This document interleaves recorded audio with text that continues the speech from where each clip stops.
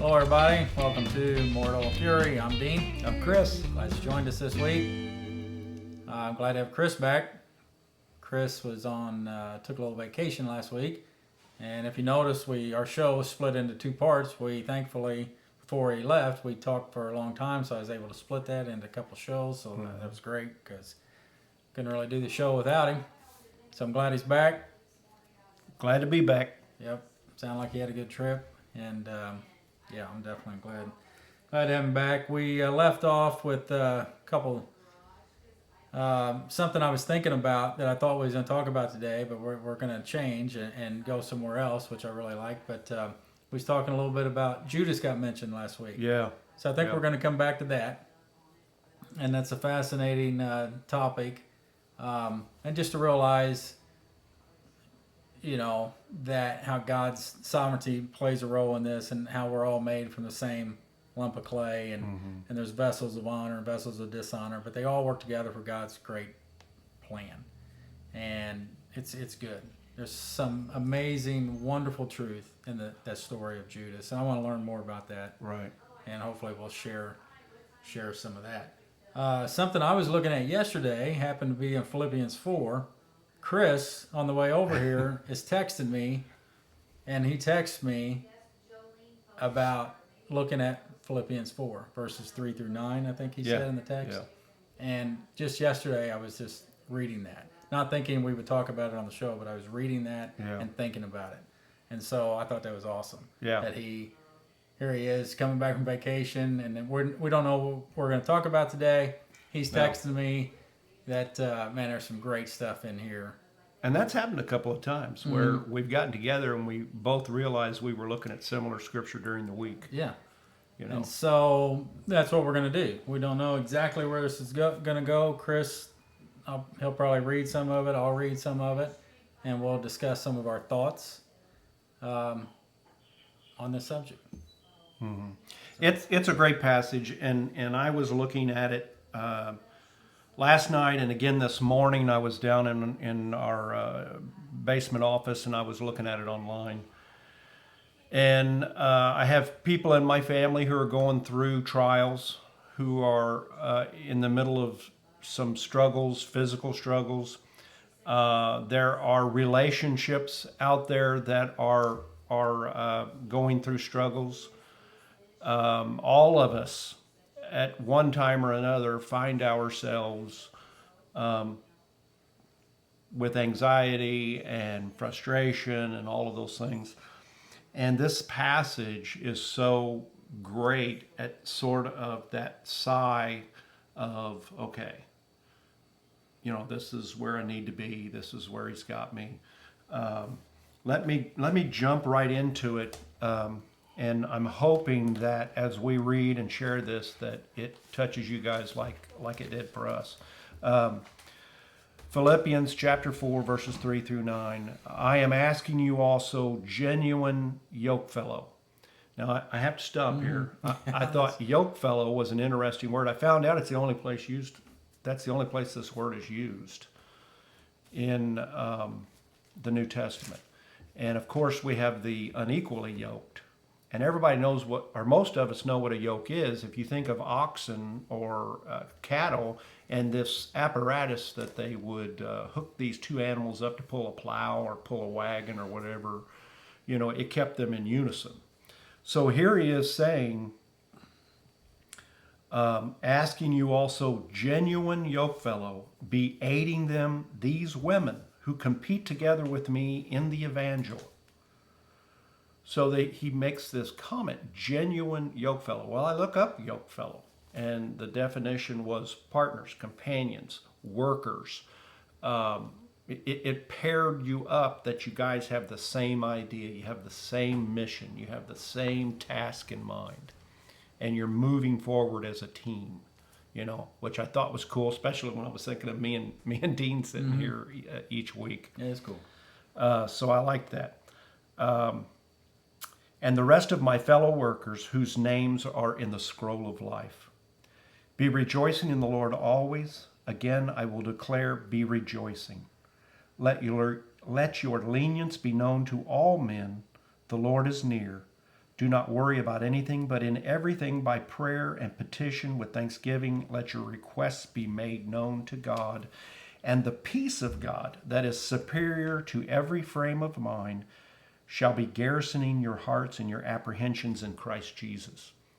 Now, there's a mouthful there, but I looked up that. I know what lenience means, but I always like to see the definition because sometimes the word is just so appropriate. Lenience, let your mercy and or tolerance be known before all men. That's interesting to me. Very. Your tolerance and your mercy be known before all men. The God, or the peace of God that is superior to every frame of mind, shall be garrisoning your hearts and your apprehensions in Christ. Garrison your heart. When you garrison, you put a troop of soldiers around something. That's what garrisoning basically means. You're protecting something very valuable, and that's what it means to put a garrison around it. And then the apprehensions, the fears, the anxiety, the concerns. Okay? Well, you have the peace of God, which is superior to every other frame of mind. We have that in our midst, in ourselves. Read 8 and 9 here, Dean. For the rest, brethren, whatever is true, whatever is grave, whatever is just, whatever is pure, whatever is agreeable, whatever is renowned, if there is any virtue, and if any applause, be taking these into account. What you learned also, and accepted, and hear, and perceived in me, these be putting into practice, and the God of peace will be with you. Once again, God of peace. Yeah. These are very practical things, too. Yeah, Also, they're exactly. And you're going to have this superior frame of mind because of this.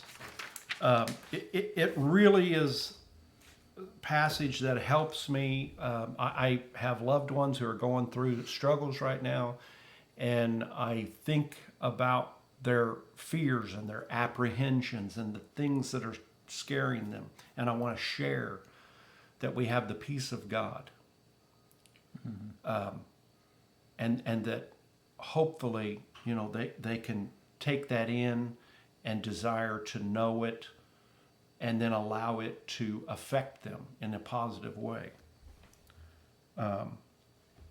I think, there's so many thoughts that flood in for me in thinking about this passage. And first, we could even just ask the question, is this, a lot of people, we're familiar with this and instructed not to worry about anything. And so, is that even possible? Right? That question right there. Question that. Is it possible to not worry about anything? Let's read it again. Does Paul say that? Is he saying this? He's talking about rejoicing. Let your lenience be known. I love that. The lenience thing here, be known to all men. What he's encouraging us to do as believers. And of course, why wouldn't we do that? To be merciful and tolerant, yeah. The Lord is near. Do not worry about anything. He just flat says it. In everything, by prayer and petition, with thanksgiving, let your requests be made known to God. So quickly, I guess, something I'll look back on. Just tell something on myself. I know when I was coming on to learning about the sovereignty of God and how wonderful this is, and how it is a mind-blowing thing to learn these truths. Chris and I didn't always believe these things on the show that we're talking about. We didn't just all of a sudden wake up and just believe them all. Right. It was probably a long journey, like all of us. It takes time to think these things. There's a lot of questions like, what? The sovereignty of God especially. But then as you come on to that, I noticed in myself, realizing that, okay, in that context, my prayer, is it powerful enough to actually change the hand of God? Well, no. It's not going to change his plan. And so And that's a wonderful truth to learn. But then I found myself, someone would talk about praying or whatever. Well, I might just come hammer them on, well, your prayer's not going to do anything. Mm-hmm. And actually hurt that person by me thinking I'm telling them the truth about the Right. sovereignty of God. Right. And it's so ridiculous. And I'm so sorry for anybody that I've hurt Yeah. if I've done something like that. It's unintentional, based on this excitement that I was learning about the sovereignty of God. Anyway, what's so cool about this is, and we know this as humans, Yeah. these things get studied out also from, in a way, knowing that a thankful and rejoicing heart, it helps the body, Yeah. helps the mind. There's truth in these things. Right. And so Paul is telling us to pray about everything. Yeah. Literally everything. Let your Bring request. your petitions and your requests. Right.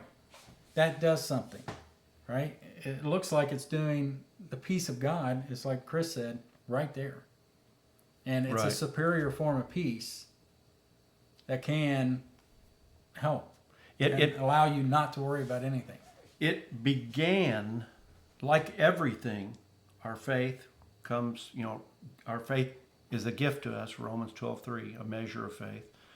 And everything that we've been learning has been this progressive thing. And when we talk about prayer, which I went through a long period of time where I stopped praying.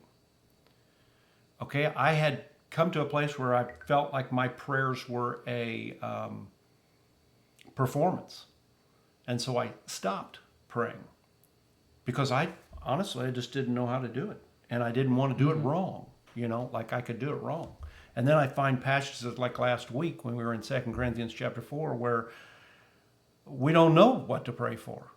And on our behalf, the Spirit within us makes inarticulate groanings on our behalf. So when a friend of mine says, hey, we just got to pray about this, and my first response is, in the past, my response be, well, if it doesn't go your way, then what's it? I mean, your prayer didn't work. It was a hateful way to respond to that. Now I'm like, hey, that's awesome. That is exactly what we should be doing. Bringing our petitions, bringing our apprehensions, our fears, our anxiety before Him. Here's what you're going to find out. You're going to find out that you're going to start finding yourself agreeing with the will of God and not your will. That's who's running the show. And what I've learned is I do have specific ideas and desires for a particular answer to prayer. But what I find now is I'm ending them with thanksgiving that He's in control and that it will be His perfect will that will be carried out, which is far superior to mine. So I can share that with somebody who is going through a difficult time, and we don't have the answers, and we don't know how God is working in that situation. But at least now I'm finding myself in so much more agreement with the will of God, being so superior to my weak and fallible will.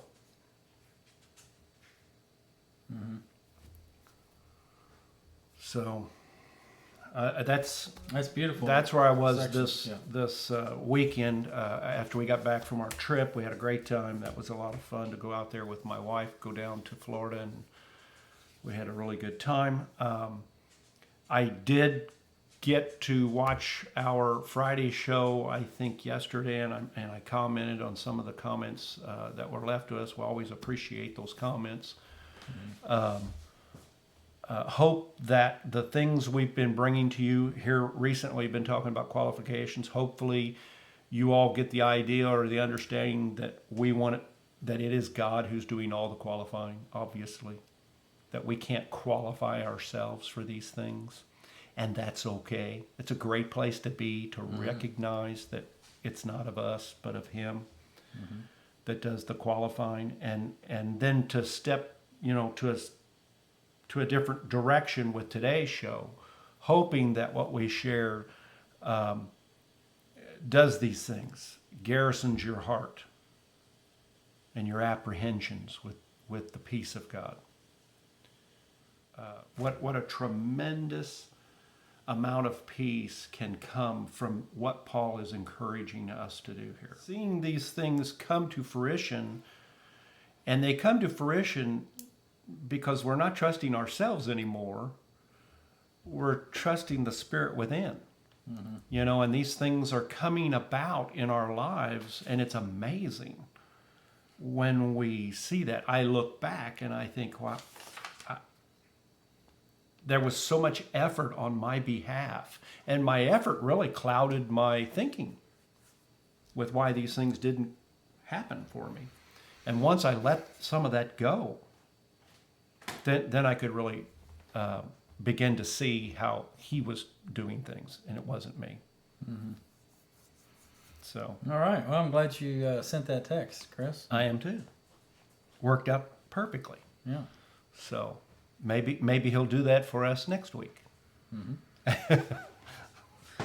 right. Well, wrap it up. Thanks to all you out there who joined us. Hope you look at these passages here in Philippians. Some beautiful truth here. Yep. Take care. Have a great week. Yeah. Love you all. See you next week. Bye-bye.